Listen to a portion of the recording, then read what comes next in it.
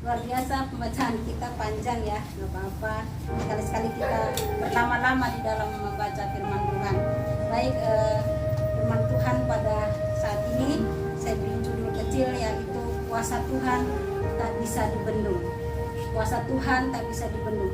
Bapak Ibu Saudara yang dikasihi Tuhan, Nebukadnezar adalah seorang raja yang sangat terkenal pada zaman Perjanjian Lama. Dia sangat terkenal dan kekuasaan, kekuatan, kehebatannya sangat termasuk di tengah-tengah dunia. Sampai ujung dunia, bahkan dikatakan sampai ke langit pun kekuasaan dan kehebatannya itu terdengar. Ya, begitu hebatnya Nebukadnezar, dan Nebukadnezar sendiri menulis kitab Daniel ini dengan tulisannya sendiri, menyampaikan pengalamannya kepada kita sampai saat ini supaya kita mengetahui betapa Tuhan ya bekerja dalam kehidupan setiap orang. Nah, Raja Nebukadnezar yang kita tahu ceritanya bahwa dia sebagai orang yang kuasa, yang punya kehebatan dan kemasyhuran, bahkan kekayaannya ya sungguh sangat luar biasa. Bahkan semua orang di dunia ya berlindung kepadanya, bahkan mengharapkan makan dan minum daripada Raja Nebukadnezar. Ya, jadi Nebukadnezar ini kalau kita lihat berarti dia saja raja yang sangat hebat, memiliki strategi pemerintahan yang cukup hebat gitu ya. Jadi sehingga dia bisa mempengaruhi dan menguasai seluruh dunia seperti itu. Tetapi Bapak Ibu Saudara yang dikasihi Tuhan, di dalam kekuasaan dan kehebatan Raja Nebukadnezar, akhirnya dia lupa ya bahwa dia merasa tidak ada tandingannya di dunia ini. Tidak ada yang lebih hebat daripada dia dibandingkan dengan segala raja-raja mungkin yang ada di tengah-tengah dunia. Sehingga dengan kekuatan dan kehebatan yang dimiliki oleh Raja Nebukadnezar, akhirnya dia merasa dia lebih kuat daripada Tuhan seperti itu. Dia merasa lebih hebat dari siapapun dan tidak ada kuasa lain yang menandingi kekuatan dan kekuasaan daripada Raja Nebukadnezar. Itu yang dialami oleh Raja Nebukadnezar. Dan Raja Nebukadnezar dalam pengalamannya akhirnya dia disingkirkan atau dihancurkan oleh Tuhan. Ya, dia dibikin sangat terhina dan dibuang di tempat yang harusnya tidak layak seperti manusia.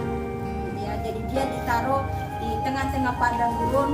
Di situ dia seperti seekor binatang, dikatakan raja yang berkuasa yang begitu berjaya akhirnya dibuang oleh Tuhan di dalam padang rumput, dan dia memakan rumput bersama-sama dengan binatang. Jadi betapa hina dan hancurnya kehidupan yang dialami oleh Raja Nebukadnezar. Jadi Bapak Ibu Saudara yang dikasihi Tuhan, jadi Tuhan menghukum manusia itu atau menghukum Raja Nebukadnezar ini dengan tidak berdaya, tidak bisa menandingi kuasa Tuhan, dan kuasa Allah yang begitu besar sesaat bisa menghancurkan kuasa dan kehebatannya daripada si Nebukadnezar. Jadi proses yang dia alami pada akhirnya dikatakan bahwa walaupun di tengah-tengah kehancuran, di tengah-tengah pembuangan yang dilakukan oleh Tuhan kepada Raja Nebukadnezar, di situ dia banyak belajar.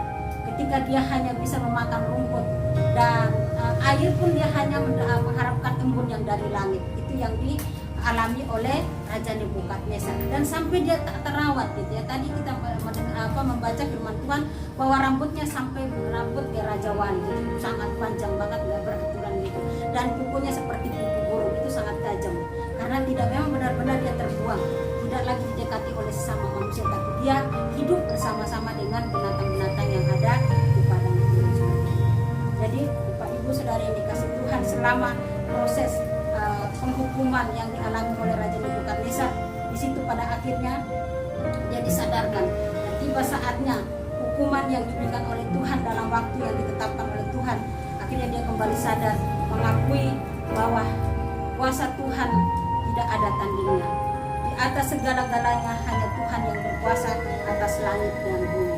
Bapak Ibu Saudara yang dikasihi Tuhan, sejenak kita mau menarik dalam kehidupan kita bahwa kadang-kadang kita merasa ketika kita masih merasa sehat, ketika kita merasa masih kuat, ketika kita masih merasa bisa melakukan segala sesuatu sendiri tanpa membutuhkan pertolongan Tuhan, di situ ego kita akan muncul. Kita tidak merasa membutuhkan orang lain lagi. Orang-orang di sekitar kita itu kita rasa itu tidak ada apa-apanya. Saya bisa sendiri, saya bisa melakukan ini, bisa melakukan itu dengan kekuatan saya, kepintaran saya, pekerjaan saya, dengan uang saya dan sebagainya. Tetapi ketika Tuhan melihat egoisan kita atau kesombongan yang kita miliki dalam hidup kita, maka disitulah Tuhan akan memproses kita dengan memberikan suatu proses yang sangat luar biasa. Ketika kita jatuh, ketika kita tidak memiliki daya lagi, ketika kita tidak memiliki kekuatan lagi, saat itulah kita mengakui, mulai sadar bahwa ternyata kita adalah manusia yang lemah, manusia yang hanya berasal dari debu, yang bisa dihancurkan sesaat atau seketika oleh Tuhan. Tetapi ketika kita kembali menyadari bahwa kita adalah debu yang tidak berarti, yang tidak berharga, tetapi dihargai oleh Tuhan, dijadikan orang yang spesial di hadapan Tuhan, maka kita disitulah Tuhan mengangkat kita kembali dan kita mengakui kekuasaan Tuhan di dalam hidup kita. Tuhan akan memulihkan kehidupan kita, Tuhan akan sanggup memberikan apa yang kita butuhkan di dalam hidup kita. Jadi percayalah Bapak Ibu Saudara yang dikasihi Tuhan, jangan pernah kita mengandalkan kekuatan kita, jangan pernah kita sombong dengan apa yang kita miliki, jangan pernah kita sombong dengan apa yang ada saat ini yang kita miliki atau yang kita sedang kita miliki saat ini, baik itu pekerjaan, baik itu harta, atau baik itu rumah, atau baik itu apapun yang kita miliki saat itu, anak kita pun sekalipun, suami kita sekalipun, segala sesuatu yang merasa itu punya kita, jangan pernah kita menganggap bahwa itu semuanya adalah kekuatan kita sendiri, atau itu semua menjadi andalan dan harapan kita. Bahwa Bapak Ibu Saudara yang dikasihi Tuhan, di bawah kolong langit ini tidak ada sesuatu yang kekal. Semuanya akan kembali hancur, semuanya akan kembali menjadi debu di dalam dunia ini. Tetapi percayalah sesuatu yang kekal dan abadi hanya kepada Tuhan kita Yesus Kristus. Ketika kita mengandalkan kekuatan kita, ketika kita mengandalkan Tuhan, Dia menjadi kekuatan kita. Ketika kita mengharapkan segala sesuatu kebergantungan kita kepada Tuhan di dalam hidup kita, maka percayalah Tuhan tidak akan pernah meninggalkan kita. Tuhan tidak akan pernah membiarkan kita sendiri. Tuhan akan selalu bersama-sama dengan kita sampai pada akhir hayat kita. Kita akan menerima mahkota kehidupan. Kita mengakui seperti Raja Nebukadnezar yang begitu hebat, yang begitu kaya, yang begitu kuat, dia akhirnya kembali mengakui kuasa dan kehendak Tuhan. Dia mengatakan bahwa di kolong langit ini tidak satu kuasa punya, itu hanya kuasa Tuhan yang penuh dengan kuasa, yang penuh dengan kebesaran dan kemuliaan. Tidak ada yang bisa menandingi. Raja Nebukadnezar memperkenalkan kepada dunia sebagai seorang raja yang terkenal di dalam dunia ini, di tengah-tengah dunia pada zaman itu.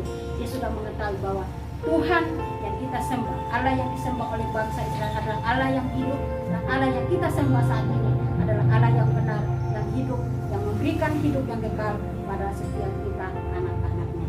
Jadi Bapak Ibu sekali lagi, mari kita memiliki terus kerendahan hati di hadapan Tuhan. Tidak ada yang perlu kita cemaskan, tidak ada yang perlu kita banggakan, tidak ada yang perlu kita andalkan di tengah-tengah dunia ini. Karena siapapun orang tua kita, saatnya mereka akan kembali kepada Tuhan yang Maha Kuasa. Orang tua kita pun saatnya mereka akan kembali juga kepada tempat semulanya. Jadi tidak ada sesuatu yang kekal di dunia ini yang menjadi andalan kita, yang menjadi pegangan kita. Anak-anak kita pun pada saatnya mereka akan berpisah dengan kita.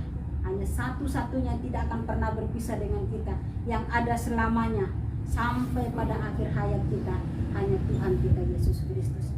Maka marilah kita berpegang teguh kepada Tuhan yang selalu setia sampai selama-lamanya. Berpegang teguhlah kepada Tuhan yang tidak akan pernah meninggalkan kita, yang mengangkat kita ketika tiba saatnya. Tuhan akan memberkati kita, memberikan pertolongan, memberikan pemulihan di dalam kehidupan kita. Maka kita akan merasakan dan kita akan menjadi saksi di tengah-tengah dunia bahwa Yesus Kristus yang kita sembah adalah Yesus Kristus Tuhan yang hidup, yang memberikan kedamaian, kesejahteraan, dan juga hidup yang kekal sampai selama-lamanya. Amin.